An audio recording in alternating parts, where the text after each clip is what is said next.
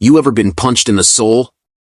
Not the face, I mean the kind of hit that makes your ribs ache even when you breathe, because someone you trusted lit your life on fire and smiled while doing it? I didn't catch my wife cheating in her bed. She took her lover to the same lakeside cabin I proposed to her at, on our 10th anniversary. But I wasn't alone that night. I was in the car, parked just out of sight, with his wife. I'm Corbin, 34, diesel mechanic out of Knoxville, Tennessee. My days start at 6:10, strong coffee, steel-toed boots, the smell of brake fluid and burnt clutch in my nose before the sun's even up. My hands stay black no matter how hard I scrub. 10 years married to Rhea, we met at a local fair, funnel cake fingers, county music in the air. I loved her like oxygen, worked double shifts while she got her degree in dental hygiene, even gave up drag racing when she said it stressed her out. But lately, she stopped packing my lunch, started working late, and smiled at her phone a little too long. Rhea's best friend slipped up, tagged her in a photo at a winery 2 hours away. Problem was, Rhea told me she had a 12-hour shift at the clinic, and the place? It was right next to Twin Pines Lodge. That's where I proposed, on the dock, knees shaking, ring in hand. I zoomed into the reflection in the glass behind them. His name is Jalen, used to be my apprentice at the garage. I trained him, trusted him, took him to Titans games, gave him a job when he got evicted. And that's who she was with, laughing, holding hands. I sold my 1970 GTO to help pay for her tuition, worked 72 hours a week so she could chase her dream. And they used the very place we built our life around, as their hideaway. But the universe? It handed me the perfect ally. Her name was Sienna, Jalen's wife. We drove there together, quiet ride. Sienna gripped the wheel so tight her knuckles turned white. We parked a few yards from the cabin, watched from the treeline as dusk painted the lake orange. There they were, barefoot on the dock, champagne in hand. Rhea giggled. Jalen wrapped his arms around her from behind. And then, I heard it. Rhea, he's so dull now, feels like I married a wrench.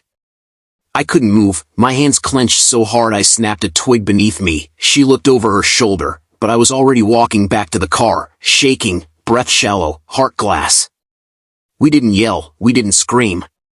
We filmed.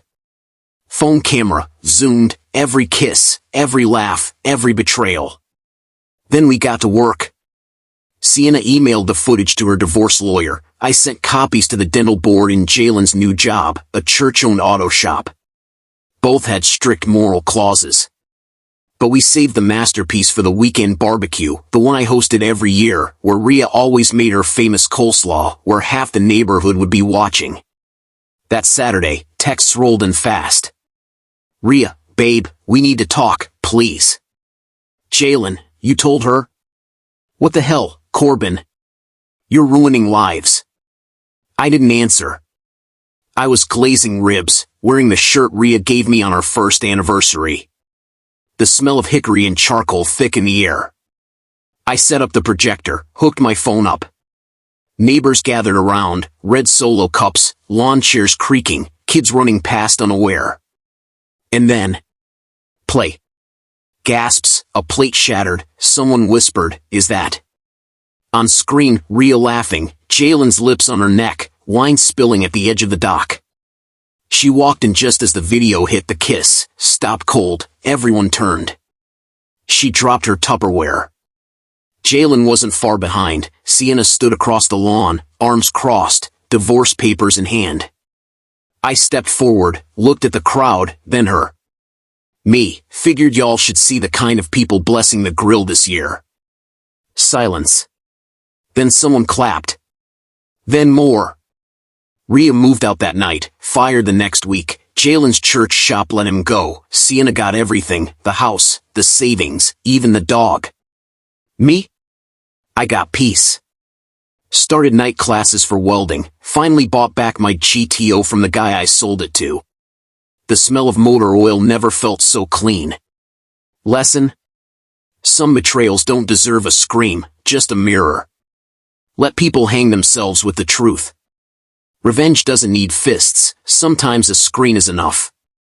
Now, I sleep with the window open. Crickets, moonlight, and a clean conscience. If you've ever caught someone cheating this bold, tell me in the comments. I read every one. And if you stayed silent when you could have screamed, you're not weak. You're just stronger than they'll ever understand. Subscribe for more stories that hit home.